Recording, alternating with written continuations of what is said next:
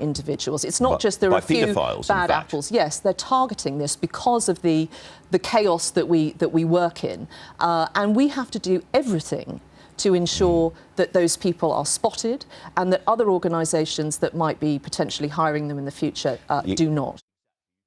She called the behaviour by some Oxfam workers in Haiti horrific and said it was just one example of a wider issue on which her department was already taking action. Oxfam says that after Haiti, it set up a dedicated safeguarding team to deal with such issues. The charity finds itself at the centre of this particular scandal, but the British government says it's one example of a wider problem. Andy Moore, BBC News. Protests have been held in South Korea against the warming of relations with the North. The visit of Kim Jong-un's sister has been the centre of attention so far during the Winter Olympics. Not everyone, though, is happy with her presence. Here's Sarah Corker. The Winter Olympics has thrust Kim Yo-jong into the spotlight. Calm and confident, with a hint of a smile, she attended a lunch hosted by South Korea's Prime Minister, a further sign of better ties between the two countries. But her presence has also prompted protests. Tensions remain high over the North's nuclear programme, and demonstrators rallied in Seoul. She made the headlines across the globe on Saturday after a landmark meeting at the presidential palace. Inside this blue folder, an invitation to the South Korean President Moon Jae-in to visit North Korea. The 30-year-old is the younger sister of North Korea's secretive leader Kim Jong-un. She's the first of her family to set foot on South Korean soil, and seen here watching as the unified Korea team were beaten in ice hockey. Meanwhile, the US Vice President, sat just metres away from Miss Kim, has looked isolated on this visit, refusing to even greet the North Koreans while pushing for tougher sanctions on the regime. Kim Yo-jong is usually behind the scenes, managing her brother's appearances and acting as an advisor. This trip is seen as part of a great propaganda offensive. She is the face of North Korea at Pyeongchang. Some here are curious, others though sceptical of her. Sarah Corker, BBC News. You're watching BBC World News. Let's look at some of the other stories making their headlines. Britain's Foreign Secretary Boris Johnson has been holding talks with Myanmar's de facto leader Aung San Suu Kyi, expected to call for Rohingya refugees to be allowed to return safely to their homes in Myanmar. The government there denies claims of atrocities being carried out against the Rohingya in Rakhine State. The Egyptian military says it has destroyed dozens of targets and killed 16 Islamist militants since a major anti-terrorist operation was launched in the Sinai on Friday. 30 suspects were arrested. South Africa's ruling party has announced it will convene a special meeting of its National Executive Committee on Monday. It comes as pressure builds on President Jacob Zuma to resign. On Sunday, his likely successor, Cyril Ramaphosa, has been always marking 100 years since the birth of Nelson Mandela. Donald Trump has warned that allegations are destroying people's lives in what's thought to be his response to the departure of two aides from the White House following claims they were involved in domestic abuse. This week saw speechwriter David Sorensen and Staff Secretary Rob Porter leave the administration. Both have denied any wrongdoing. Here's the latest from CBS reporter Laura Podesta. In the midst of upheaval at the White House over allegations of domestic abuse involving his staff, President Trump tweeted Saturday, "People's lives are being shattered and destroyed by a mere allegation. There is no recovery for someone falsely accused." Former White House Secretary Rob Porter resigned when his two ex-wives came forward and accused him of abuse. Porter has denied their accusations. On Friday, the president only wished Porter well. As you probably know, he says he's innocent. And I think you have to remember that. CBS News has learned that Porter told White House counsel Don McGahn more than a year ago that his background check for a security clearance might reveal unflattering information. Then, in November, Porter informed Chief of Staff John Kelly that his ex-wives had made accusations that Porter denies. But it wasn't until Wednesday, when this photo surfaced, that the White House took action. Kelly said he did not know the full severity of the claims until just recently. There's a lot going on behind the scenes in the White House, a big scramble to try and cover this up or at least try and mitigate the situation because they know it's a mess right now. Friday, a second White House aide, speechwriter David Sorensen, resigned after a former wife said he abused her during their marriage. Sorensen denies those allegations. Laura Podesta, CBS News. Well, the tweet sent by Donald Trump warning that allegations, as he put it, were destroying people's lives has come under criticism by several Democrats, including Congresswoman Jackie Speer, who described the tweet as offensive because it trashed the wives and victims of domestic violence with claims of false accusations. Now, just before we go, quick look at the Winter Olympics medal table. It's been gripping stuff, actually. Netherlands has jumped into the lead with 2 golds, 2 silvers, 1 bronze. Of the 5 medals won by the Netherlands, 3 came in a clean sweep in one speed skating event. More on the website, of course, at bbc.com/news. From me and the team, see you soon. Bye-bye.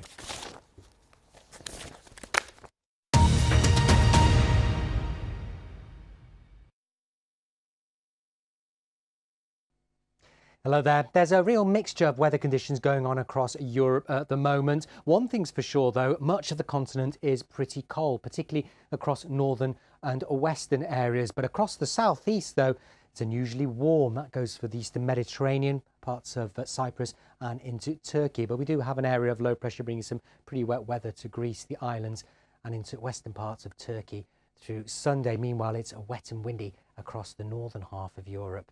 So temperatures above the seasonal average, like I mentioned, across Cyprus, parts of Turkey, into Crete as well, 17 degrees for Heraklion with some sunshine. As we head further west, though, it is more unsettled. Some sunshine for southern Spain with pretty decent temperatures, but to the north of Spain into Portugal, it's cooler here with some snow over the Pyrenees likely, and also another round of snow expected across the Alps as we head on in towards Sunday night and Monday. Very windy across Denmark, northern Germany into Scandinavia, as an area of low pressure moves through, and it does remain cold with temperatures quite widely central northern Europe in single figures. Now it looks like for the outlook, things turning a little less cold across London and for Paris as we head deeper into the new working week. In fact, conditions settling down nicely, I think, in Rome, turning a bit milder as well by the time it's Thursday and Friday, but it remains bitterly cold in Moscow with sub-zero temperatures and a risk of further snow.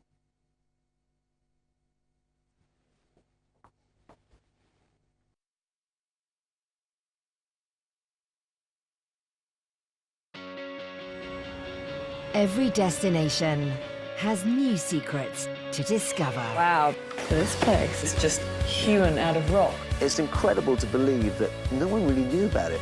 The Travel Show is your passport to unique places. People here have found an ingenious way to harness nature. And unforgettable experiences. This is so beautiful. Whoa! See the world differently. The Travel Show on BBC World News. The world of business doesn't stop for a second, whether you're investing for the future or seeking new opportunities around the globe, enjoying the best that life has to offer, or simply trying to put food on the table. Business, with its endless deals and innovations, underpins everything we do. So cut through the jargon and understand the forces that shape our world. Join me, Aaron Hazelhurst, for Talking Business here on BBC World News.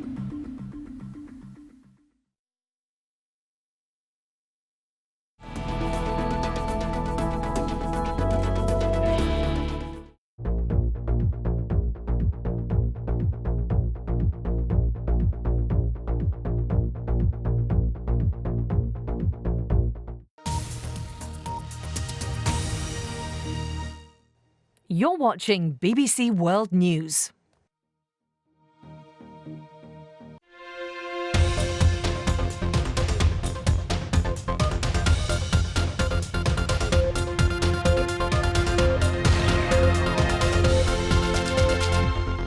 Hello and the warmest welcome to this edition of Africa Business Report. I'm Lera Ntombele in Hyde Park, Johannesburg. Here's what's coming up on the programme. Moments with miners.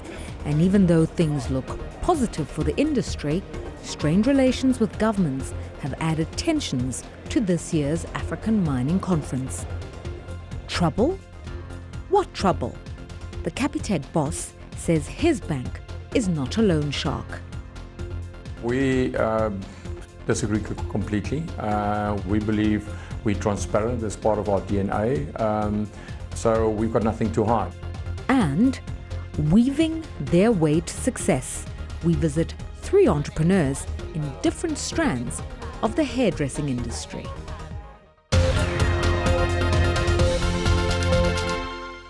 We begin in Cape Town, where mining bosses are gathering at the annual Investing in African Mining in dâil. Now this year the mood is somewhat lighter, buoyed by the fact that there's been a recovery in commodity prices. But that doesn't mean there isn't any tension, especially when it comes to dealing with the politicians and the regulators. Here's the BBC's Vumani Mkhize with more. Informal meetings, networking and setting out their stalls. That's what this conference, the Investing in African Mining in dâil, is all about. Commodity prices, labour issues and capital investment were just some of the issues up for discussion as chief executives, government ministers and community activists from a score of African countries mingled under one roof. But beneath some of the handshakes and smiles, there were tensions between the main players, the mining companies and the governments that regulate them. And it's all about dividing revenues from the mines and about who gets how much. Over the past year, relations have been strained in some countries. In South Africa, the mining charter wasn't well received by the industry, which balked at some of its provisions, and the whole matter ended up in the courts. In the Democratic Republic of Congo, the government wants to increase taxes and royalties, and likewise in Tanzania, where some companies had bans slapped on their exports. At one level, there's a natural tension between all stakeholders in this industry. Obviously investors have the capital and the skill to unlock the mineral wealth. They also want to make a return on that capital.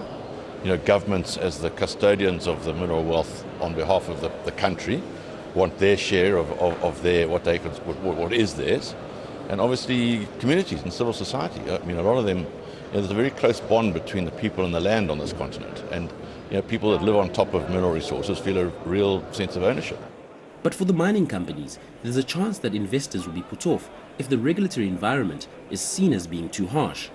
Governments need more money. Mining companies represent a profit centre, so they're going to come after that. But if they come too hard, then mining companies stop investing and there's less employment and they pull out. And it's this fine line that they're constantly going too far one way or the other.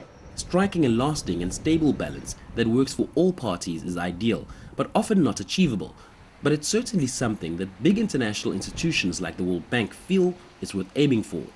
Yes, indeed, we are optimistic. We still see that mining is a very important part of Africa's development.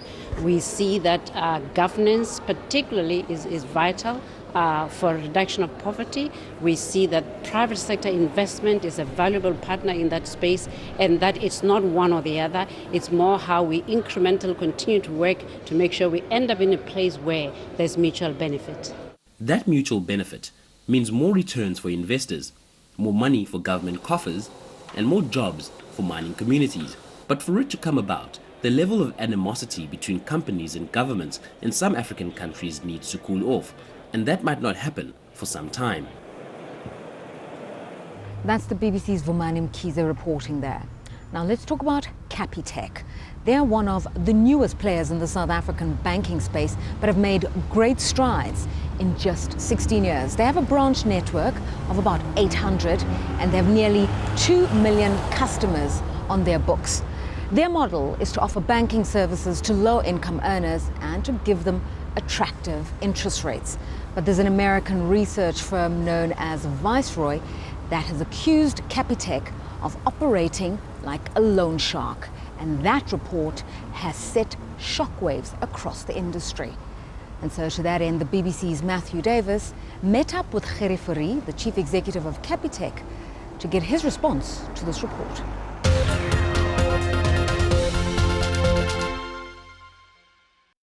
I think, like anyone, you were stunned. You read the report and you immediately saw a lot of inaccuracies, and then you immediately kicked into working mode because you realized you had to calm investors, you'll have media on too, and then being a bank, it's very important to look after your clients and looking after your staff. So immediately you actually start focusing on those 4 areas and spend all your time there. So that was our reaction. So yeah, you were stunned, and then immediately let's go and tackle this, and let's make certain that we get the right answers. Viceroy was saying that you are a reckless lender, that your loan book is out by nearly $1 billion, that you have some dodgy lending practices, and that they actually said that you're loan sharks. So are you saying this is all nonsense? We disagree completely. We've brought out now 3 cents on all 3 major allegations that they make against ourselves, where we give detailed analysis on why we believe they were completely wrong, and the information is coming from our financial statements. So I think for any person, go and read their report, go and read our reports, and then you can come to your own conclusion. We believe we're transparent as part of our DNA, so we've got nothing to hide. So do you feel unfairly attacked? I don't understand why Viceroy is attacking us. They will know that. They've clearly said on TV that they short the stock and they've made profit out of it. I think where I would like to see is that media and investors go and analyze the Viceroy report, our responses, ask questions on who's Viceroy, who's behind Viceroy, and answering those type of questions, that you get a balanced report. We see over 100 asset managers, analysts in a year's time, which we go through the numbers and they analysing it themselves, and they come to conclusions.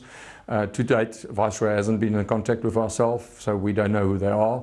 They haven't asked us and sit down with us. We had Benguela that had certain problems with our rescheduling. We flew up, we sat with them, and the CEO came up with a statement that he's not quite happy. So yeah, I think like anything, there's 2 sides to a story, and I think the media must look at both sides. So what happens now? The South African Reserve Bank has come out and said you're solvent. Standard & Poor's has said your credit rating is okay. But how have your customers reacted? We spend a tremendous amount of time on our clients and making certain that they are assured. The Reserve Bank statement helped a lot. We send out SMSs, we send out emails, we spend a lot of time with our staff. I had internal communications, videos made where I speak to our staff. So there was a tremendous amount of effort to make certain that our staff and our clients were fully informed. But it's difficult. We've got over 9.5 million clients, and it's difficult to talk to every single client and making certain that he understands what's happening. But have you seen depositors withdrawing their money? There was a slight outflow, especially after the report came out, and then that